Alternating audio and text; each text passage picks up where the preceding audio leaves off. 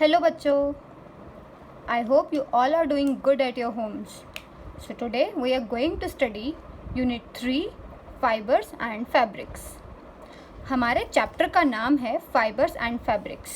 तो सबसे पहले हम ये पढ़ेंगे कि फाइबर और फैब्रिक होते क्या हैं, फिर हम पढ़ेंगे कि ये बनते कैसे हैं और इसके बारे में और भी अलग अलग बातें। तो सबसे पहले फाइबर्स के बारे में बात करेंगे। फाइबर्स ऑल क्लॉथ मटेरियल्स, हमारे जितने भी कपड़े हैं, are made up of long narrow thin structures called fibres.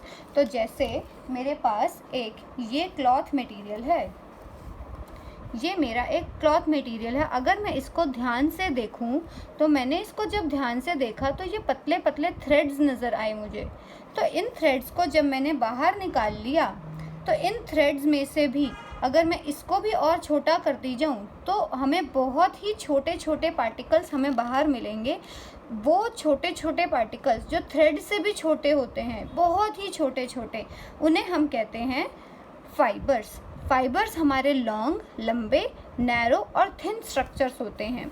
Fibres are obtained from natural as well as man made sources. इसका ये मतलब है कि हमारे जितने भी कपड़े हैं वो अल्टीमेटली फाइबर से मिलके बने हैं। तो कपड़े जो फाइबर से मिलके बने हैं, वो फाइबर्स आते कहाँ से हैं? वो फाइबर कहाँ से मिलता है हमको? फाइबर हमें मिलता है नेचर से, या फिर मैन मेड भी होता है जो हम लेबोरेटरी में प्रिपेयर करते हैं। फाइबर्स के बाद हम पढ़ेंगे यार्न। यार्न होता है थ्रेड। जो अभी मैंने ये थ्रेड आपको दिखाया, जब हम छोटे छोटे छोटे छोटे फाइबर्स को ज्वाइन कर देते हैं तो हमारा वो यार्न बना देता है। तो फाइबर से मिलके क्या बनते हैं? Yarn. Yarn is a long continuous length of interlocked fibres. जब हम फाइबर्स को आपस में इंटरलॉकिंग कर देते हैं, जैसे अगर हम डायग्राम से समझना चाहें तो अगर ये मेरे छोटे छोटे छोटे छोटे फाइबर्स हैं, बहुत ही छोटे छोटे, मैंने क्या किया, इन सारे फाइबर्स को आपस में इंटरलॉकिंग करवा दी, आपस में इनको जोड़ दिया, तो ये मेरा एक क्या बन गया? थ्रेड। सो दिस इज़ और यार्न। हम इसको क्या बोलेंगे? ये हमारा यार्न बन गया साइंटिफिक लैंग्वेज में। तो सबसे छोटे थे हमारे फाइबर्स, फाइबर्स को जोड़ जोड़ के इंटरलॉकिंग करके हमने क्या बना दिए? यार्न्स। फिर हमारे पास आता है स्पिनिंग। अभी स्पिनिंग क्या है? ये जो अभी हमने इंटरलॉकिंग करी ना फाइबर्स की, अब फाइबर्स को हम हाथ से पकड़ पकड़ के ही तो सारा टाइम करते नहीं रहेंगे, हमें मशीन्स भी चाहिए, क्योंकि अगर हमने सिर्फ हैंड से ही किया तो उसको कितना लेंदी प्रोसेस हो जाएगा और वो कितना ज़्यादा टाइम लेगा। तो स्पिनिंग प्रोसेस क्या होती है? The process of making yarn from fibres. हाँ, जब हम यार्न्स की हेल्प से जब हम यार्न बनाते हैं फाइबर्स की हेल्प से, जैसे हमने यहाँ पे बनाया, हमने छोटे छोटे फाइबर्स को यहाँ पे इंटरलॉक कर दिया और हमने यार्न बना दिया, तो इस प्रोसेस का नाम क्या है? Spinning. Spinning can be done by using 3 devices. हम 3 तरीके से स्पिनिंग कर सकते हैं। हैंड स्पिंडल, हमारे पास कुछ हैंड स्पिंडल होते हैं जिसे हम चरखा भी बोलते हैं हिंदी में। I am sure you all have seen चरखा, गांधी जी का चरखा जो वो उसको घुमाते थे। स्पिनिंग व्हील, अगेन उसको भी चरखा बोलते हैं। And spinning machine.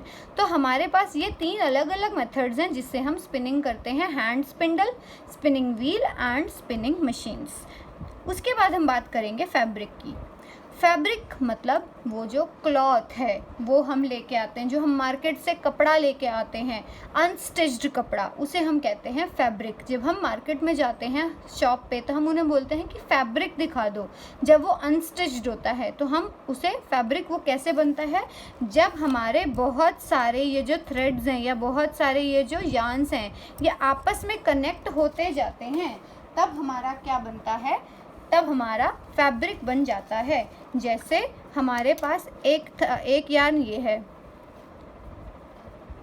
फिर हमारा एक यार्न ये हो गया, फिर ये यार्न, फिर ये यार्न, फिर ये यार्न, और इधर से ऐसे और इधर से ऐसे और इधर से ऐसे। हमने अब क्या करवाई? यहाँ पे हमने यार्न्स की इंटरलॉकिंग करवा दी, हमने उनको आपस में इंटरलॉक कर दिया, तो अल्टीमेटली हमें क्या मिल जाएगा? We will get a fabric. तो अगर हम अपने घर में किसी भी फैब्रिक को, जो हमने कपड़े डाले हुए हैं, या हम कभी भी कोई भी एक हैंकरचीफ को अगर हम उठा के देखें तो उस हैंकरचीफ में भी हमें दिख जाएगा कि वो कितने सारे थ्रेड्स और कितने सारे यार्न्स की इंटरलॉकिंग से बना है। So what is fabric? Yarn can be woven और निटेड मैनुअली और बाय मशीन्स इनटू फैब्रिक। तो हम उन सारे यार्न्स को हमें इंटरलॉक करवाना है मैनुअली मतलब हाथ से या फिर मशीन्स की हेल्प से, ताकि वो फैब्रिक बन जाए। Woven material cloth is called fabric. और वो जो अभी अभी वूव हुआ है, मतलब जिसकी हमने वीविंग करी है, जो हमने आपस में जोड़े हैं यार्न्स, उनको मिला के हमने क्या बनाया? फैब्रिक।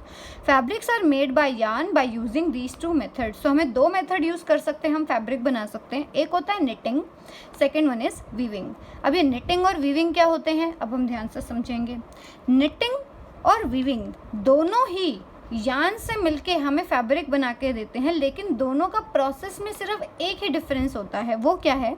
निटिंग होता है the process of making fabric from a single yarn. जब हम सिर्फ एक ही यार्न की हेल्प से हम उसको पूरा का पूरा, अब हमने जैसे इस वाले एग्जांपल में हमने क्या सिर्फ एक ही यार्न लिया था? नहीं, हमने तो पता नहीं कितने सारे ले लिए थे। तो अगर मैं एक बड़ा सा यार्न ले लूँ, बहुत ही बड़ा सा वो यार्न है, जैसे हमारे घरों में वी हैव मस्ट सीन और दादीज और नानीज टू मेक द स्वेटर्स। जब वो स्वेटर्स बनाती हैं तब कभी कभी वो सिर्फ एक ही पूरा वो जो ऊन का गोला लेके बैठती हैं। It looks like something like this, इस टाइप का ऐसा दिखता है वो। उस यहाँ पे पूरा हमारा ऊन सा होता है, हमारा वूल होता है, और उस वूल से हमारी दादी और नानी स्वेटर्स बनाती हैं। तो कभी कभी वो सिर्फ एक ही ऊन का गोला लेके बैठती हैं, सिर्फ एक ही लेती हैं, और कभी कभी वो दो दो ले लेती हैं। तो अगर उन्होंने सिर्फ एक ही यार्न से, सिर्फ एक ही थ्रेड से, एक ही थ्रेड की हेल्प से पूरा का पूरा स्वेटर सिल दिया, पूरा का पूरा स्वेटर बना दिया, तो उस प्रोसेस को हम कहेंगे निटिंग। लेकिन अगर उन्होंने एक ही टाइम पे दो थ्रेड्स की हेल्प ली है, अगर एक अलग कलर का है, एक अलग कलर का है, दोनों अलग अलग हैं, या हो सकता है दोनों सेम कलर के हों फिर भी अलग अलग हों, तो उस प्रोसेस को हम कहते हैं वीविंग। तो निटिंग और वीविंग में सिर्फ एक ही मेजर डिफरेंस है कि निटिंग में हम सिर्फ एक सिंगल यार्न यूज़ करते हैं और वीविंग में हम 2 सेट्स ऑफ यार्न यूज़ करते हैं। एक टाइम पे दो अलग अलग यार्न आ रहे होते हैं, एक इधर से आ रहा होता है, एक इधर से आ रहा होता है। और निटिंग में टोटली एक ही यार्न को हम पूरा का पूरा आपस में इंटरलॉकिंग कर देते हैं। पढ़ते हैं definition. knitting, the process of making fabric from a single yarn. In the process of knitting, long needles are interlinked and a series of loop are made by thread one by one. Sweaters are made from wool strands by knitting. तो हम sweaters बनाते हैं जब हम knitting करते हैं, और अगर हम वूल के स्ट्रैंड्स को, अगर हम एक ही ऊन के गोले को लेते हैं और उसी को ही हम बार बार हम आपस में मिक्स कर दें। जैसे मैंने ये एक वूल स्ट्रैंड लिया, ये मेरा एक वूल स्ट्रैंड है, इसमें से एक यार्न निकल रहा था और इसी की ही हेल्प से हमने पूरा का पूरा हमने इसी को ही हम आपस में इंटरलॉकिंग करे जा रहे और हमने पूरा का पूरा हमने अपना फैब्रिक रेडी कर दिया। तो इसको हम कहेंगे कि ये हमने निटिंग करी है। लेकिन अगर मैंने एक टाइम पे दो अलग अलग थ्रेड्स लिए, दो अलग अलग यार्न लिए, एक यार्न यहाँ से आ रहा है और एक यार्न यहाँ से आ रहा है, तो एक बार यहाँ से, फिर एक बार यहाँ से, फिर एक बार यहाँ से, फिर एक बार यहाँ से, फिर यहाँ से, फिर यहाँ से, फिर यहाँ से, फिर यहाँ से, और फिर जो मिलके मेरा फैब्रिक रेडी होगा उस प्रोसेस को हम कहेंगे कि ये प्रोसेस है मेरा वीविंग। तो उस प्रोसेस का नाम था निटिंग, इस प्रोसेस का नाम है वीविंग। यही हमारा मेजर डिफरेंस था। अब हम आगे बढ़ेंगे। अब हम बात करेंगे सोर्सेज ऑफ फाइबर्स की। जो हमने अभी फाइबर की बात करी थी स्टार्टिंग में, फाइबर हमने अभी बोला था कि जो सबसे छोटा पार्टिकल है, जो हमारे क्लॉथ का सबसे छोटे पार्टिकल्स हैं, वो हमें मिलते कहाँ से हैं? अभी मैंने बताया था 2 सोर्सेज हैं, मैन मेड और नेचुरल। नेचर से भी मिल सकते हैं और हम उसको लैब में भी बना सकते हैं। So natural sources of fibres are fibres that are obtained from plants और animals are called natural fibres, जो हमें प्लांट्स देते हैं और एनिमल्स देते हैं। Example cotton, jute, silk, wool etc. are obtained from natural sources, that is plants or animals. तो ये सारे हमें, कॉटन हमें प्लांट से मिलता है, जूट हमें प्लांट से मिलता है, सिल्क हमें एनिमल देता है, वूल भी हमें एनिमल देता है, और भी हम बहुत सारे अभी हम पढ़ेंगे इसी चैप्टर में आगे कि कौन से हमें कहाँ से मिलते हैं। मैन मेड सोर्सेज, और फाइबर्स कुछ मैन मेड भी है जो हम लैब में बनाते हैं। Fibres that are made by man from chemical substances, हम केमिकल्स को आपस में मिला के बहुत सारे फाइबर्स बना देते हैं लैबोरेटरीज में ही, हम घर पे नहीं बना सकते। They are called synthetic fibres, for example polyester, nylon, rayon etcetera. तो ये अलग अलग टाइप के हमारे क्लॉथ है या फाइबर हैं जो कि हम मैनमेड हम बनाते हैं लैब्स के अंदर। आगे हम बात करेंगे अभी हमने नेचुरल और अनमैनमेड सोर्सेज की बात करी, अब हम बात करेंगे ये जो नेचुरल फाइबर्स हैं ये ही दो हमें मिलते हैं, प्लांट से भी मिलते हैं, एनिमल से भी मिलते हैं। तो plant fibres, all the plants have fibres in their body structures, example cotton, mango have fibres on their seeds, cotton on it's fruit, jute in its stem and banana tree in its leaf. तो अगर हम plants को ध्यान से देखें तो plants की इधर स्टेम पे या लीफ पे या फ्रूट पे या उसके सीड पे बहुत छोटे छोटे धागे टाइप के फाइबर्स होते हैं। हम उन्हीं फाइबर्स की हेल्प से ही हम अपने फैब्रिक्स बनाते हैं। तो यहाँ जैसे एग्जांपल दे रखे हैं, जैसे कोकोनट सबने देखा है, कोकोनट के ऊपर ब्राउन कलर के फाइबर्स होते हैं। जूट की जो स्टेम होती है, जूट एक प्लांट होता है, उसकी स्टेम अगर हम देखें तो उसके ऊपर भी फाइबर्स होते हैं। बनाना ट्री में बहुत सारे फाइबर्स होते हैं। कॉटन प्लांट के बारे में अभी हम बात करेंगे कि कॉटन के फाइबर्स कहाँ से मिलते हैं। तो ये सारे हमारे क्या हैं, प्लांट फाइबर्स। फिर हम बात करेंगे एनिमल फाइबर्स की। Important animal fibres are wool which we get from hair of sheep, बचपन से पढ़ते आ रहे हैं, and silk from silk worm. तो ये हमारे दो मेजर ऐसे हैं एनिमल फाइबर्स जो हमें एनिमल से मिलते हैं। अब हम सबसे पहले हम बात करेंगे मेजरली कॉटन और जूट की। सबसे पहले हम कॉटन की बात करेंगे कि कॉटन इंडिया में कितना इम्पोर्टेंट है, कहाँ कहाँ उगाया जाता है, कैसे कैसे उगाया जाता है, वो उसके बारे में हम पूरी बात करेंगे और फिर कॉटन के यूजेस भी देखेंगे। So cotton, it is the most industrial crop, ये सबसे बड़ी इंडस्ट्रियल क्रॉप है। इसका मतलब ये है कि सबसे ज़्यादा जिसको बेचा जाता है, इंडस्ट्रियल वो होती है जो हमने उगाई है लेकिन हम उसको खाएंगे नहीं। कॉटन को हम खा नहीं सकते, it is not eatable crop, उसको हम बेचते हैं, हम इंडस्ट्रीज़ में बेचते हैं उसको। तो वो है कॉटन, हमारी सबसे बड़ी इंडस्ट्रियल क्रॉप है। India was the proud inventor of cotton clothing, India में सबसे ज़्यादा क्लॉथिंग कॉटन से, मतलब इंडिया में सबसे ज़्यादा कॉटन की क्लॉथिंग होती थी और सबसे ज़्यादा यहीं पे ही उगाया जाता था। Cotton has been used in India since 1800 BC, तो बहुत ही लंबे प्राचीन काल से हम कॉटन का यूज़ कर रहे हैं। From ancient times we are using cotton. Production कहाँ होती है? Cotton is grown in Maharashtra, Gujarat, Punjab, Rajasthan, Tamil Nadu and Madhya Pradesh. तो यहाँ हम अपने कॉटन को यूज़ करते हैं, कहाँ प्रोड्यूस करते हैं। अब हम बात करेंगे एक्सट्रैक्शन। ठीक है, हमने अपना प्लांट तो लगा दिया, प्लांट कैसे लगाया, कितनी बारिश चाहिए थी, कौन सी मिट्टी चाहिए थी, which type of soil we are using, अब हमें इसके बारे में भी बात करनी होगी। सो एक्सट्रैक्शन ऑफ कॉटन, सबसे पहले क्लाइमेट रिक्वायर्ड। अब हर जगह तो हम कॉटन नहीं लगा सकते, ज़रूरी नहीं अगर वो राजस्थान में वी आर सोइंग इट तो हम उसको तमिलनाडु में भी कर सकते हैं, और अगर हम तमिलनाडु में कर सकते हैं तो हम उसको जम्मू कश्मीर में कर सकते हैं। No, it need a proper climate. और वो क्लाइमेट क्या है? क्लाइमेट मतलब वेदर कंडीशन, किस टाइप का वहाँ पे मौसम होना चाहिए, उसे हम क्लाइमेट कहते हैं।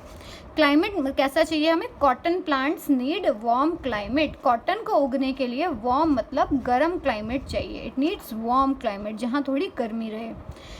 Cotton is planted early in the spring, जब स्प्रिंग स्टार्ट होने वाला होता है उससे कुछ टाइम पहले ही हम कॉटन को सीड्स को हम सो कर देते हैं। सॉइल कौन सी चाहिए? Black soil. Black soil is excellent for cottons cultivation. तो अब हमें इतना समझ में आ गया कि जहाँ पे वार्म क्लाइमेट रहता है और जहाँ पे मेरी ब्लैक सॉइल होती है, हम उन दो जगह पे आराम से कॉटन को सो कर सकते हैं और वहाँ हम प्रोड्यूस कर सकते हैं। अब क्या होता है, सबसे पहले बहुत ध्यान से सुनेंगे, हमने क्या किया, हमने कॉटन के सीड्स को हमने सो कर दिया।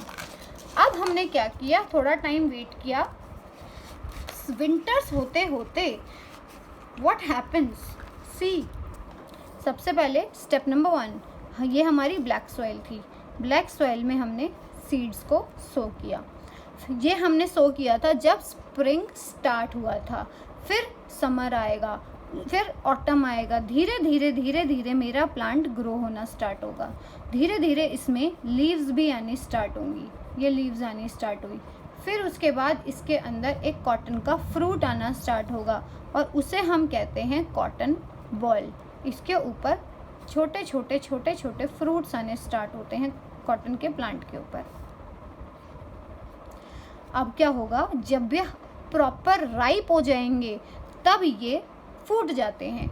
जैसे यहाँ पे एक कॉटन की बॉल अगर हम ले लें, अगर हम घर में एक कॉटन की बॉल बनाएं तो यहाँ पे फॉर एग्जांपल यहाँ पे हमने अपने कॉटन के बॉल्स रखे हुए हैं और वो फूट गए। तो जब हम पूरे के पूरे अपने लैंड को ऐसे देखते हैं ना कि यहाँ पे भी, यहाँ पे भी, यहाँ पे भी, यहाँ पे भी, यहाँ पे भी हमारे कॉटन के बॉल्स जो हैं वो राइप होके फूट गए, तो हमें ऐसा लगता है जैसे बहुत सारी स्नोफॉल हुई है। और फिर हम क्या करते हैं, अब हमारी कॉटन तो बाहर आ चुकी है पर हमें उस कॉटन को बाहर निकालना है, लेकिन इसके ऊपर ये इतना इजी नहीं है कि जितना हमने सिर्फ ऐसे गए और उठा के बाहर निकाल लिया। ठीक है, हम बाहर तो निकाल लेंगे, लेकिन सिर्फ हमें क्या एक दो थोड़ी चाहिए, हमारा तो इतना बड़ा अगर लैंड है, इतना बड़ा हमारा फार्म हाउस है, तो हम एक एक करके हाथ से तो निकालेंगे नहीं। तो जब हम इसको निकालने भी जाते हैं तब भी अगर फॉर एग्जाम्पल मैंने इस प्लांट का कॉटन बाहर निकाल दिया, तो जब वो कॉटन मैंने बाहर निकाला तो इसके अंदर छोटे छोटे इसके सीड्स भी होते हैं। तो अब एक काम तो था उसको बाहर एक निकालना, फिर उसके सीड्स को भी अलग करना, सीड्स को हमें अलग करना होता है और उस प्योर कॉटन को हमें बाहर निकालना है। तो सीड्स को हम अलग करते हैं और कॉटन को हम निकाल देते हैं, और ऐसे ही सारी कॉटन को हम बाहर निकाल के रख देंगे और उस फॉर कॉटन को इंडस्ट्रीज में भेज देते हैं for the production of cotton clothes. So this is how cotton is extracted. अब हम आगे बात करेंगे कुछ प्रोसेसेस की, जो हमने यहाँ से इनको हमने सेपरेट आउट किया, इसको यहाँ हमने सेपरेट आउट किया, वो हम अब आगे पढ़ते हैं इसमें। कॉटन बॉल्स, ये जो मैंने अभी पिक्चर में दिखाई थी यहाँ पे, ये हमारी कॉटन बॉल्स थी। So cotton balls, fruit of cotton plant are spherical shaped structure of the size of lemons which are called cotton balls. This is not ball BALLS balls नहीं, BOLLS balls। तो हमारे छोटे छोटे lemon के size के cotton balls होते हैं और ये स्फेरिकल शेप में कॉटन के फ्रूट्स के ऊपर लग जाते हैं। ऑन मैच्योरेशन, जब वो मैच्योर हो जाते हैं, जब वो राइप हो जाता है, कॉटन बॉल्स बर्स्ट ओपन, वो बर्स्ट हो जाती हैं, एक्सपोजिंग द वाइट फाइबर्स, और उनमें से वाइट कलर का कॉटन फाइबर्स बाहर आने शुरू होते हैं। When fibres dry in the sunlight they become fluffy, और जब धूप निकलती है तब वो फ्लफी हो जाते हैं, वो जो फाइबर्स होते हैं।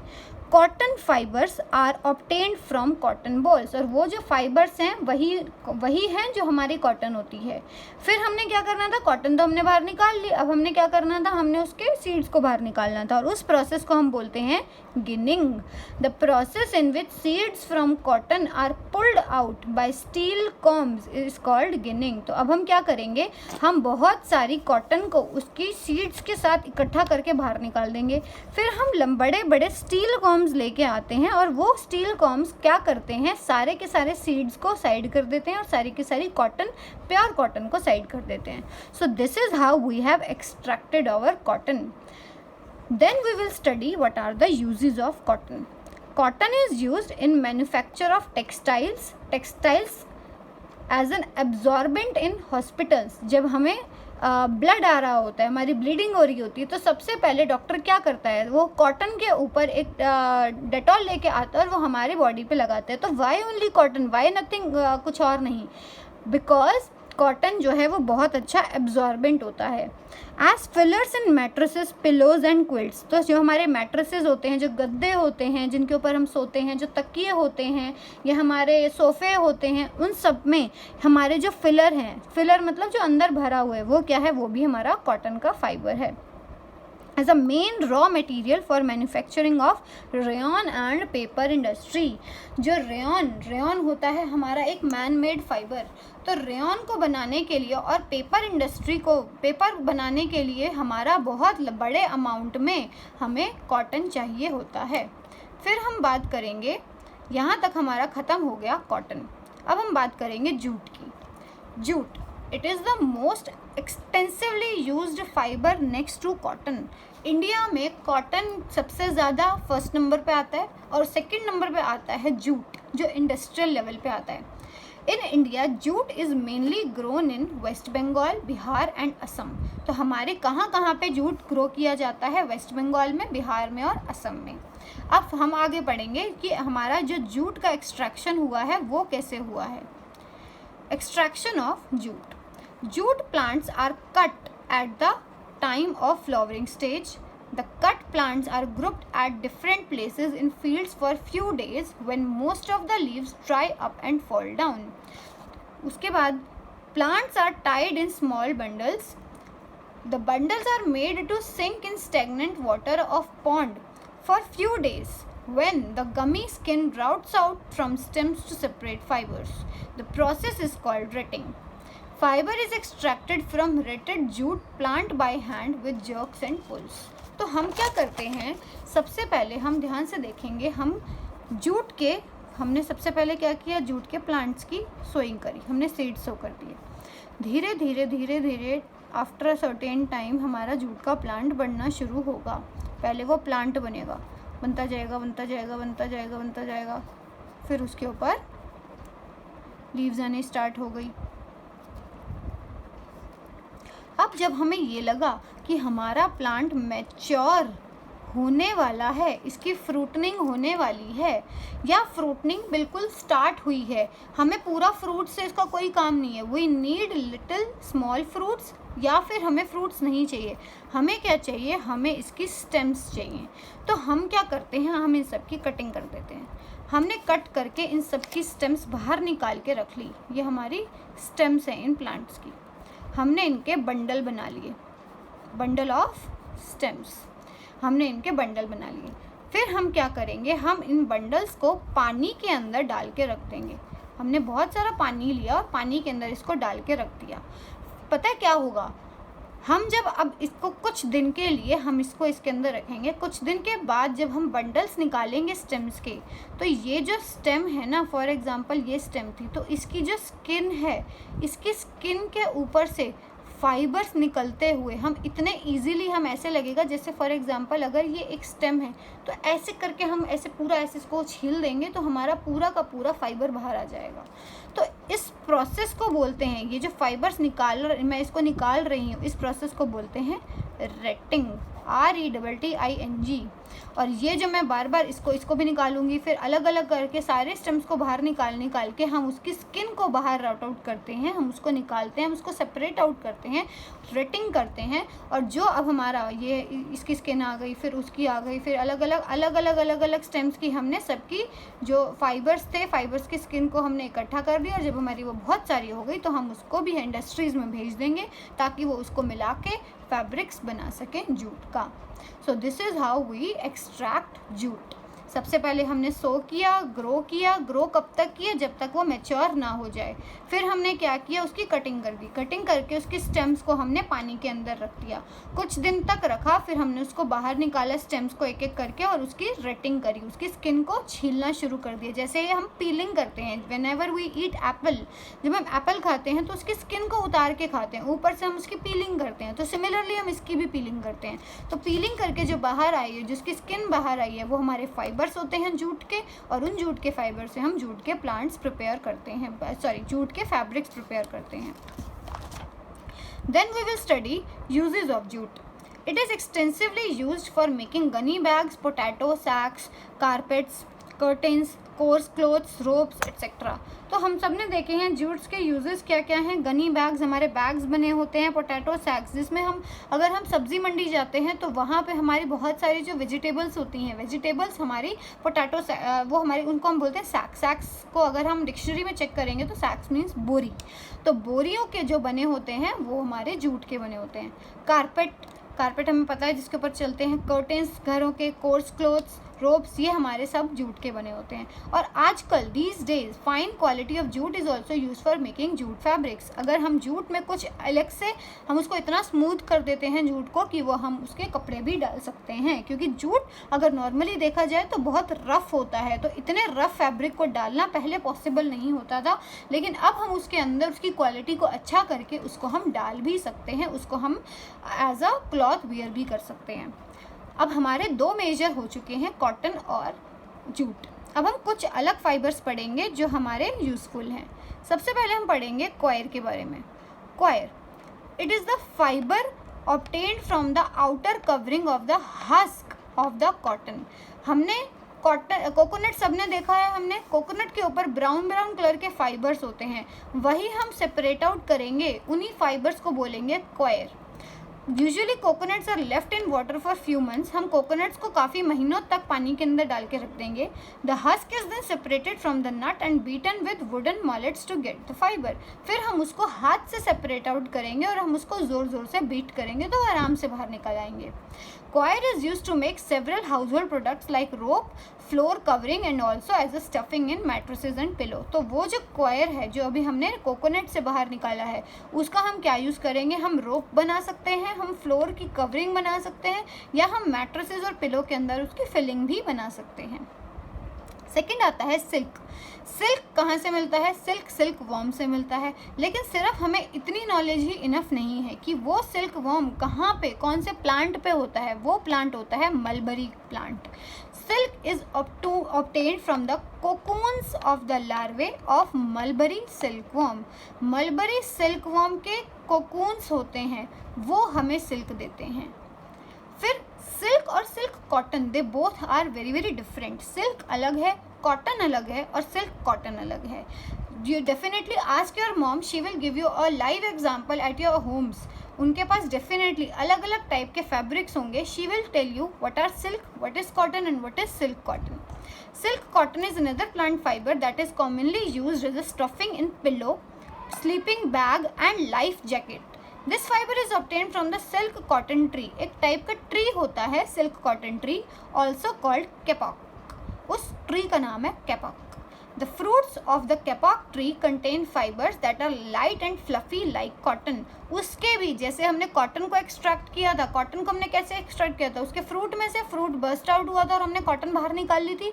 सेम हमने कैपॉक के साथ किया है। कैपॉक ट्री है, ट्री के ऊपर फ्रूट लगेंगे और उन फ्रूट में से लाइट और फ्लफी फाइबर्स बाहर आएंगे। When the fruit ripens, it bursts open, releasing the fibers. और फाइबर्स बाहर निकालेंगे और उन फाइबर्स को मिला के हम सिल्क कॉटन बना देंगे। Then comes the hemp. Hemp fibers are obtained from the stem of hemp plant. एक प्लांट का नाम है hemp, उसमें से हम hemp fibers निकालते हैं। Hemp fibers are used in the production of ropes, carpets, nets, cloths and paper. तो hemp का यूज़ हम कहाँ करते हैं? रोप बनाने में, कारपेट बनाने में, नेट, क्लॉथ्स और पेपर बनाने में। Last but not the least, flax fibers. They are obtained from the stem of the flax plant. Flax, अगर हम ध्यान से देखें, अगर हमने कभी सुना हो घर में अलसी का एक प्लांट होता है, या अलसी के बीज खाते हुए सुना होगा कि कभी कोई आपके फैमिली मेम्बर कोई अलसी खा रहा है या अलसी के बीज खा रहा है, so that is flax. So what are those fibres? तो अलसी का जो प्लांट होता है, फ्लेक्स जो प्लांट होता है, उसमें से कुछ फैब्रिक भी बाहर निकलता है और उस फाइबर्स को, उन फाइबर्स को मिला के हम एक टाइप का फैब्रिक बनाते हैं, उसे हम कहते हैं linen. So obtained from the stem of the flax plant are woven to make a fabric. In fibres को वूव किया जाता है फैब्रिक बनाने के लिए और उस फैब्रिक का नाम है linen. Flax fibres are also used in the production of rope and high quality paper. तो फ्लेक्स जो है वो हमारा रोप और पेपर बनाने के काम आता है। अब लास्ट है हमारा हिस्ट्री ऑफ क्लॉथ, कि हम क्योंकि पूरे ही चैप्टर में हमने फाइबर फैब्रिक के बारे में पढ़ रहे हैं, तो अब ये क्लॉथ्स की जनरेशन कहाँ से स्टार्ट हुई? क्योंकि जब एंशिएंट मैन होते थे तब वो क्या करते थे? तब तो उनके पास कपड़े नहीं होते थे, ना ही उनको स्टिचिंग आती थी, तो what do they do? So primitive life was confined mostly to the tropics where the climate was warm and no clothing was needed. तो जो primitive लाइफ थी वहाँ पे क्लाइमेट, जिन जगहों पे क्लाइमेट बहुत वार्म होता था, जहाँ मौसम बहुत गर्म होता था, वहाँ उनको क्लॉथिंग की नीड ही नहीं होती थी। People migrated to colder regions only after the invention of fire. वो तब तक ठंडी जगहों पे नहीं जाते थे जब तक फायर की इन्वेंशन नहीं हो गई थी। जितने भी उस टाइम के लोग थे, एंशिएंट मैन थे, वो उन्हीं जगहों पे रहते थे जहाँ गर्मी होती थी। फिर जब फायर की इन्वेंशन हुई तब वो माइग्रेट होने स्टार्ट हुए कोल्डर रीजन्स की तरफ। ड्यूरिंग स्टोन एज पीपल वोर बार्क, बिग लीव्स और एनिमल स्किन्स। तो उस टाइम पे क्लॉथ्स तो होते नहीं थे, तो तब वो डालते थे बार्क। बार्क होती है जो ट्रीज की स्किन होती है, ट्रीज की स्किन को काट के they use to wear it. Big leaves, बड़ी बड़ी वेयर्स लीव्स से खुद को कवर करते थे, या एनिमल्स की स्किन से। You definitely have seen torsion. तो टार्जन में वो क्या करता है, वो एनिमल की स्किन को आप खुद को कवर करता है। People started wearing stitched clothes after the invention of needle about 40,000 to 50,000 years ago. आज से लगभग 40 से 50,000 साल पहले इन्वेंशन हुई थी नीडल की, और तभी क्लॉथ्स की स्टिचिंग होनी स्टार्ट हुई। नहीं तो उससे पहले स्टिचिंग होती ही नहीं थी, किसी को नहीं पता था स्टिचिंग के बारे में। Cloth making was developed in 3 stages. तो ये जो क्लॉथ की मेकिंग जो स्टार्ट हुई है 3 स्टेजेस में हुई। सबसे पहले first stage was making cloth from plant fibres. तो सबसे पहले अगर मुझे कोई भी कपड़ा डालना है तो उससे पहले मुझे क्लॉथ बनाना पड़ेगा। वो क्लॉथ कहाँ से बनेगा, प्लांट फाइबर से, एनिमल फाइबर से। तो फाइबर्स लिए, फाइबर्स को आपस में इंटरलॉक किया, यान बनाया, यान को इंटरलॉक किया तो फैब्रिक बनाया। फैब्रिक से हमें क्या मिला, क्लॉथ। तो सबसे पहले हमने प्लांट फाइबर्स का यूज़ किया फर्स्ट स्टेज में। Second stage begin with the use of animal fibres. तो सबसे पहले जो प्रिमिटिव पीपल थे या प्रिमिटिव एज में सबसे पहले प्लांट फाइबर्स का यूज़ किया गया, सेकंड एनिमल फाइबर्स का यूज़ किया सेकंड स्टेज पे, और थर्ड स्टेज में with the development of man made और सिंथेटिक फाइबर्स जो हम आज डालते हैं। हम कभी भी प्योर कॉटन, प्योर जूट हम नहीं डाल सकते।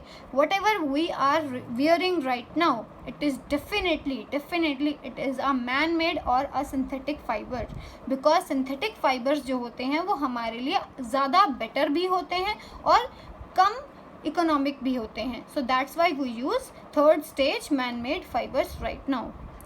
Type of clothing which we wear is influenced by climate, occupation, culture and daily needs. हम किस टाइप के क्लॉथ्स पहनेंगे वो उस किस चीज़ पे डिपेंड करता है, क्लाइमेट। अगर हम ठंड में हैं, अगर हम ठंडी जगहों पे रहते हैं तो definitely we will wear woollen clothes. लेकिन अगर हम गर्म जगह पे रहते हैं, अगर मेरा क्लाइमेट वार्म है, तो क्या मैं वूलन क्लॉथ्स डालूंगी? No, then we will wear cotton clothes और the clothes which can absorb the sweat. तो depends upon the climate. Occupation, अब ऑक्यूपेशन पे कैसे डिपेंड करता है, हमारे घर के कपड़े अलग होते हैं, जब हम स्कूल जाते हैं तब हमारे अलग क्लॉथ्स होते हैं। Similarly with our family members, जब हमारे फादर घर पे होते हैं तब अलग कपड़े डालते हैं, जब ऑफिस जाते हैं तो अलग कपड़े डालते हैं।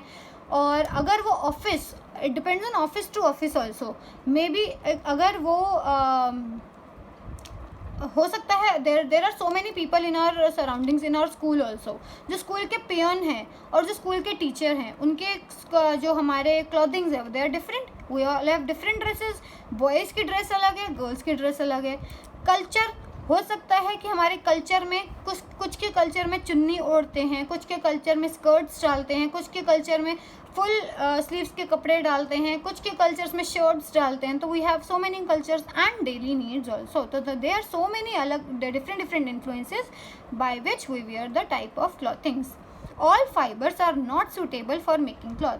सारे फाइबर्स हमारे कॉटन क्लॉथ बनाने के सूटेबल नहीं हैं। ऐसा नहीं है कि हम दुनिया का कोई भी फाइबर उठाएंगे और क्लॉथ बना देंगे और वो क्लॉथ जो हमने बनाया है वो हम डाल भी लेंगे। नो, जैसे कोकोनट फाइबर्स जो हमने कॉयर की बात करी थी, तो क्या कॉयर को हम ऐसा कोई फैब्रिक बना के क्या हम उसको डाल सकते हैं? नो, क्योंकि वो इतना हार्ड है कि हम उसको डाल नहीं सकते। यस, डेफिनेटली हम उससे रोप बना सकते हैं, हम उससे मैट्रेस बना सकते हैं, लेकिन हम उसको डाल नहीं सकते। हम क्लॉथ्स की तरह हम उसको नहीं डालेंगे। Soft and long fibres like cotton, wool, nylon etcetera are suitable to make yarn. तो हम कौन से हम किस टाइप के ही फाइबर्स डालते हैं? जो सॉफ्ट होते हैं और लॉन्ग फाइबर्स होते हैं। So that was all about the chapter fiber and fabric. This was only up to for class 6. So I am sure you will be able to understand and really go through it again. Thank you so much.